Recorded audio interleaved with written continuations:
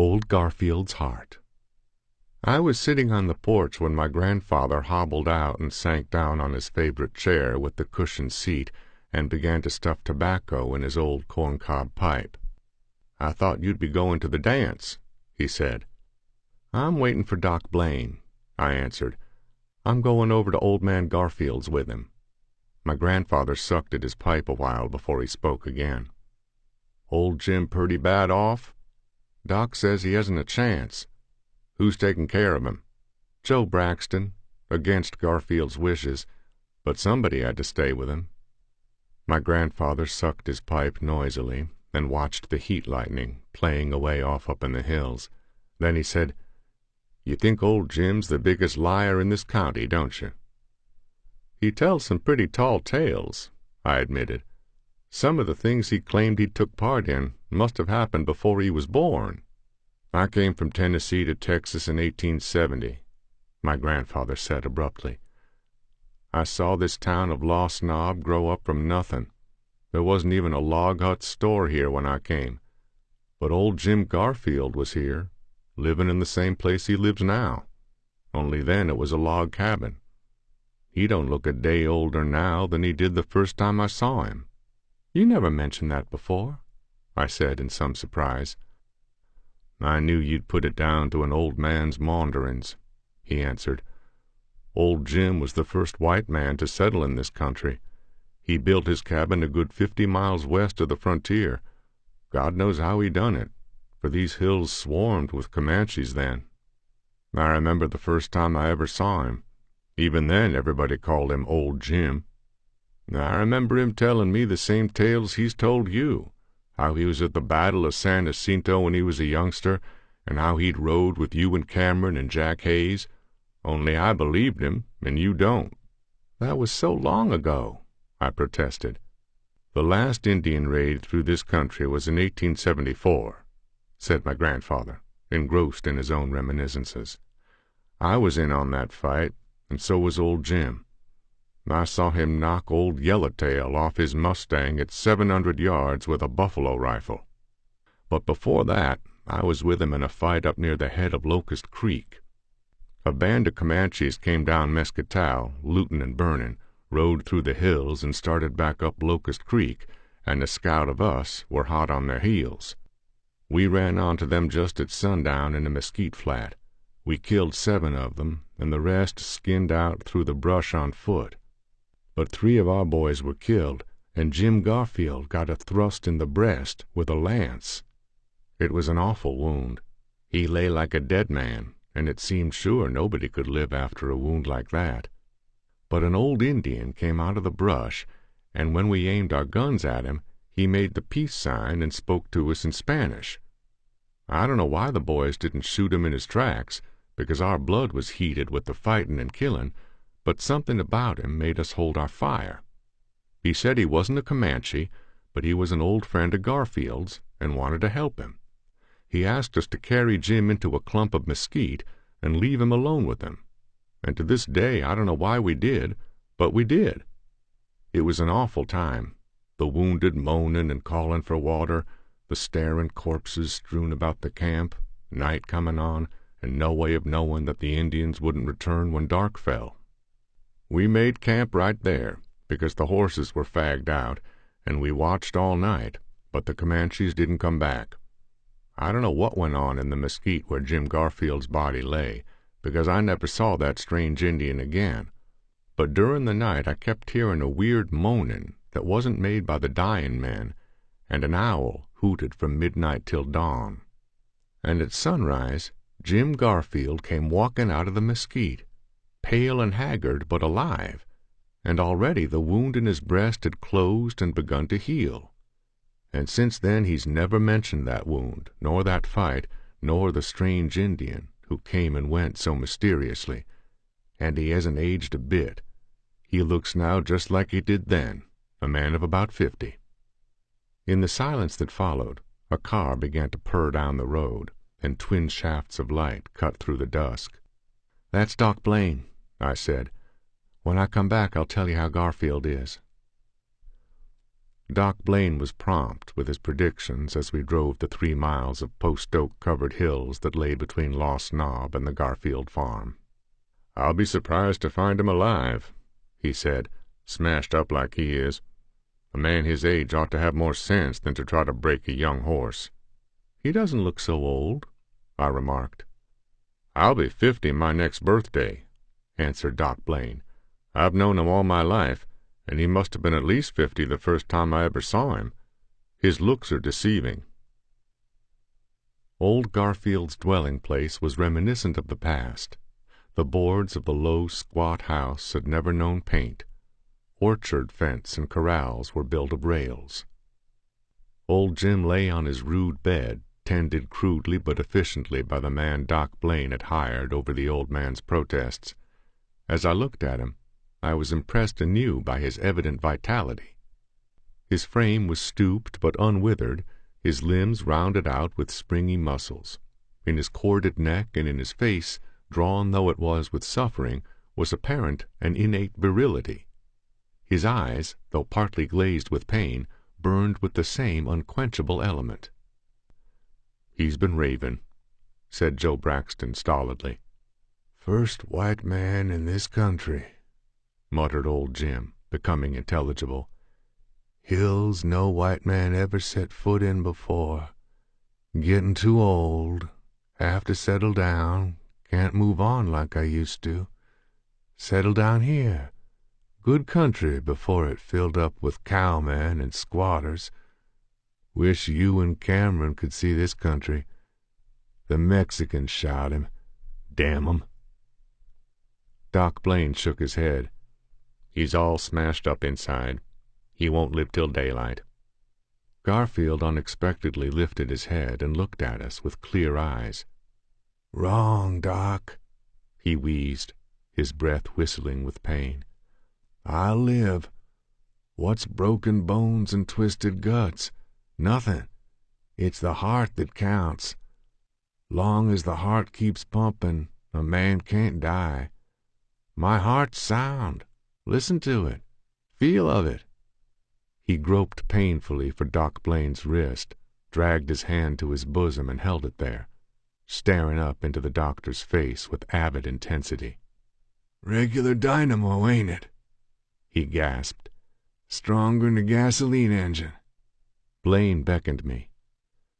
"Lay your hand here," he said, placing my hand on the old man's bare breast. "He does have a remarkable heart action." I noted, in the light of the coal lamp, a great livid scar in the gaunt, arching breast, such a scar as might be made by a flint-headed spear. I laid my hand directly on this scar, and an exclamation escaped my lips. Under my hand, old Jim Garfield's heart pulsed, but its throb was like no other heart action I have ever observed. Its power was astounding.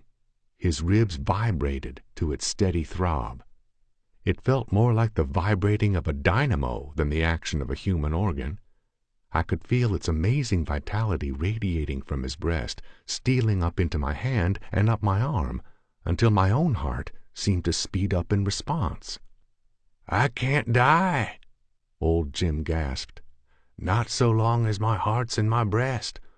Only a bullet through the brain can kill me, and even then I wouldn't be rightly dead, as long as my heart beats in my breast.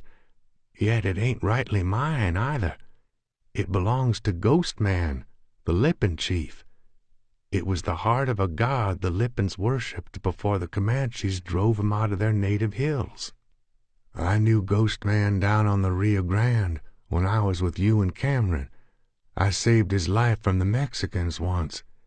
He tied the string of ghost wampum between him and me.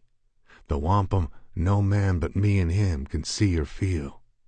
He came when he knowed I needed him, in that fight up on the headwaters of Locust Creek when I got this scar. I was dead as a man can be. My heart was sliced in two, like the heart of a butchered beef steer. All night, Ghost Man did magic, calling my ghost back from Spirit Land. I remember that flight a little. It was dark and gray-like, and I drifted through gray mists and heard the dead wailing past me in the mist. But Ghost Man brought me back. He took out what was left of my mortal heart and put the heart of the god in my bosom. But it's his, and when I'm through with it, he'll come for it. It's kept me alive and strong for the lifetime of a man. Age can't touch me. What do I care if these fools around here call me an old liar? What I know. But harkee!" His fingers became claws, clamping fiercely on Doc Blaine's wrist. His old eyes, old yet strangely young, burned fierce as those of an eagle under his bushy brows. "If by some mischance I should die, now or later, promise me this. Cut into my bosom and take out the heart Ghost Man lent me so long ago. It's his, and as long as it beats in my body, my spirit'll be tied to that body, though my head be crushed like an egg underfoot. A living thing in a rotten body. Promise." "All right, I promise," replied Doc Blaine to humor him, and old Jim Garfield sank back with a whistling sigh of relief. He did not die that night, nor the next, nor the next. I well remember the next day, because it was that day that I had the fight with Jack Kirby. People will take a good deal from a bully, rather than to spill blood. Because nobody had gone to the trouble of killing him, Kirby thought the whole countryside was afraid of him. He had bought a steer from my father, and when my father went to collect for it, Kirby told him that he had paid the money to me, which was a lie. I went looking for Kirby, and came upon him in a bootleg joint, boasting of his toughness, and telling the crowd that he was going to beat me up and make me say that he had paid me the money, and that I had stuck it into my own pocket.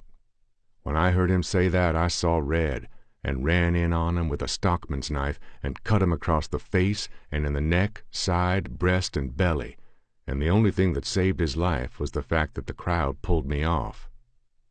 There was a preliminary hearing, and I was indicted on a charge of assault, and my trial was set for the following term of court. Kirby was as tough-fibered as a post-oak country bully ought to be, and he recovered, swearing vengeance, for he was vain of his looks, though God knows why, and I had permanently impaired them. And while Jack Kirby was recovering, old man Garfield recovered too, to the amazement of everybody, especially Doc Blaine. I well remember the night Doc Blaine took me again out to old Jim Garfield's farm. I was in Shifty Corlin's joint, trying to drink enough of the slop he called beer to get a kick out of it, when Doc Blaine came in and persuaded me to go with him. As we drove along the winding old road in Doc's car, I asked, "Why are you insistent that I go with you this particular night? This isn't a professional call, is it?" "No," he said. "You couldn't kill old Jim with a post-oak maul. He's completely recovered from injuries that ought to have killed an ox. To tell the truth, Jack Kirby is in Lost Knob, swearing he'll shoot you on sight." "Well, for God's sake," I exclaimed angrily, "now everybody'll think I left town because I was afraid of him. Turn around and take me back, damn it." "Be reasonable," said Doc. "Everybody knows you're not afraid of Kirby. Nobody's afraid of him now. His bluff's broken, and that's why he's so wild against you. But you can't afford to have any more trouble with him now, and your trial date only a short time off." I laughed and said, "Well, if he's looking for me hard enough, he can find me as easily at old Garfield's as in town, because Shifty Corlin heard you say where we were going, and Shifty's hated me ever since I skinned him in that horse swap last fall. He'll tell Kirby where I went." "I never thought of that," said Doc Blaine, worried. "Hell, forget it," I advised. "Kirby hasn't got guts enough to do anything but blow." But I was mistaken. Puncture a bully's vanity, and you touch his one vital spot. Old Jim had not gone to bed when we got there. He was sitting in the room opening onto his sagging porch, the room which was at once living room and bedroom, smoking his old cob pipe and trying to read a newspaper by the light of his coal-oil lamp. All the windows and doors were wide open for the coolness, and the insects which swarmed in and fluttered around the lamp didn't seem to bother him. We sat down and discussed the weather, which isn't so inane as one might suppose in a country where men's livelihood depends on the sun and rain, and is at the mercy of wind and drought. The talk drifted into other kindred channels, and after some time Doc Blaine bluntly spoke of something that hung in his mind. "Jim," he said, "that night I thought you were dying, you babbled a lot of stuff about your heart, and an Indian who lent you his. How much of that was delirium?"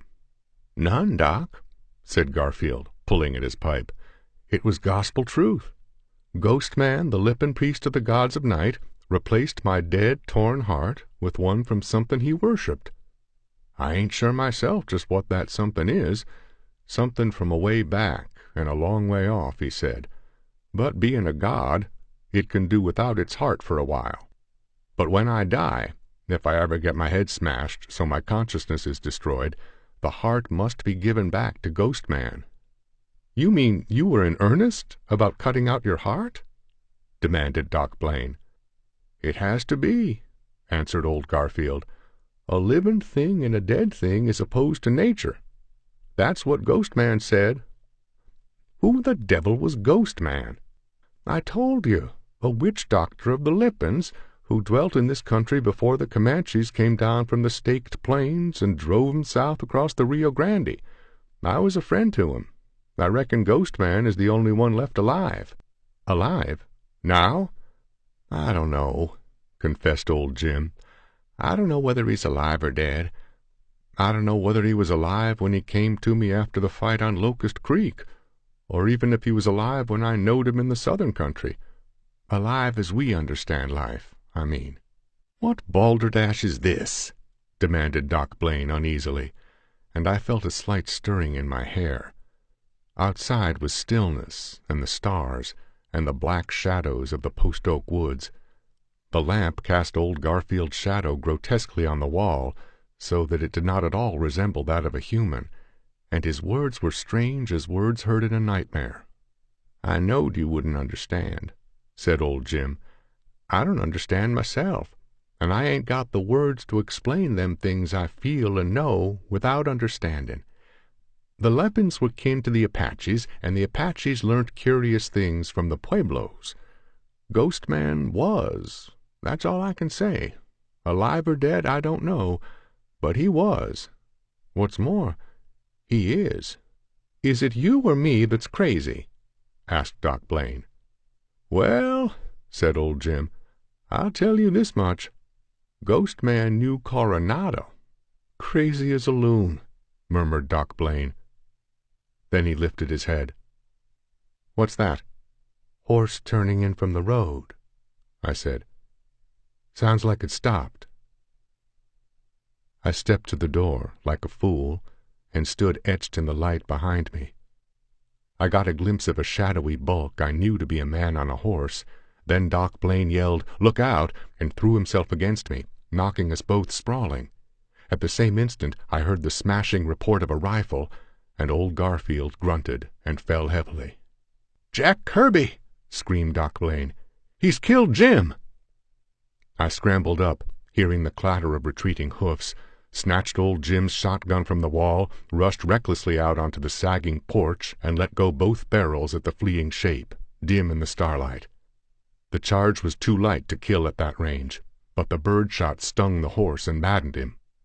He swerved, crashed headlong through a rail fence, and charged against the orchard, and a peach tree limb knocked his rider out of the saddle. He never moved after he hit the ground. I ran out there and looked down at him. It was Jack Kirby right enough, and his neck was broken like a rotten branch. I let him lie and ran back to the house. Doc Blaine had stretched old Garfield out on a bench he'd dragged in from the porch, and Doc's face was whiter than I'd ever seen it. Old Jim was a ghastly sight.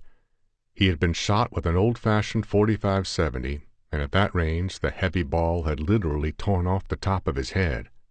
His features were masked with blood and brains. He had been directly behind me, poor old devil, and he had stopped the slug meant for me. Doc Blaine was trembling, though he was anything but a stranger to such sights. "Would you pronounce him dead?" he asked. "That's for you to say," I answered. but even a fool could tell that he's dead." "He is dead," said Doc Blaine in a strained, unnatural voice. "Rigor mortis is already setting in. But feel his heart." I did, and cried out. The flesh was already cold and clammy, but beneath it, that mysterious heart still hammered steadily away, like a dynamo in a deserted house. No blood coursed through those veins, yet the heart pounded, pounded, pounded, like the pulse of eternity. "A living thing in a dead thing," whispered Doc Blaine, cold sweat on his face. "This is opposed to nature. I am going to keep the promise I made him. I'll assume full responsibility. This is too monstrous to ignore." Our implements were a butcher knife and a hacksaw. Outside, only the still stars looked down on the black post oak shadows and the dead man that lay in the orchard. Inside, the old lamp flickered, making strange shadows move and shiver and cringe in the corners, and glistened on the blood on the floor and the red dabbled figure on the bench. The only sound inside was the crunch of the saw edge in bone. Outside, an owl began to hoot weirdly. Doc Blaine thrust a red-stained hand into the aperture he had made and drew out a red, pulsing object that caught the lamplight. With a choked cry he recoiled, and the thing slipped from his fingers and fell on the table. And I too cried out involuntarily, for it did not fall with a soft, meaty thud, as a piece of flesh should fall. It thumped hard on the table. Impelled by an irresistible urge, I bent down and gingerly picked up old Garfield's heart. The feel of it was brittle, unyielding, like steel or stone, but smoother than either. In size and shape it was the duplicate of a human heart, but it was slick and smooth, and its crimson surface reflected the lamplight like a jewel more lambent than any ruby. And in my hand it still throbbed mightily, sending vibratory radiations of energy up my arm until my own heart seemed swelling and bursting in response. It was cosmic power, beyond my comprehension, concentrated into the likeness of a human heart. The thought came to me that here was a dynamo of life, the nearest approach to immortality that is possible for the destructible human body, the materialization of a cosmic secret more wonderful than the fabulous fountain sought for by Ponce de Leon. My soul was drawn into that unterrestrial gleam, and I suddenly wished passionately that it hammered and thundered in my own bosom in place of my paltry heart of tissue and muscle. Doc Blaine ejaculated incoherently. I wheeled. The noise of his coming had been no greater than the whispering of a night wind through the corn. There in the doorway he stood, tall, dark, inscrutable, an Indian warrior, in the paint, war-bonnet, breech-clout, and moccasins of an elder age. His dark eyes burned like fires gleaming deep under fathomless black lakes. Silently he extended his hand, and I dropped Jim Garfield's heart into it. Then, without a word, he turned and stalked into the night. But when Doc Blaine and I rushed out into the yard an instant later, there was no sign of any human being. He had vanished, like a phantom of the night, and only something that looked like an owl was flying, dwindling from sight, into the rising moon.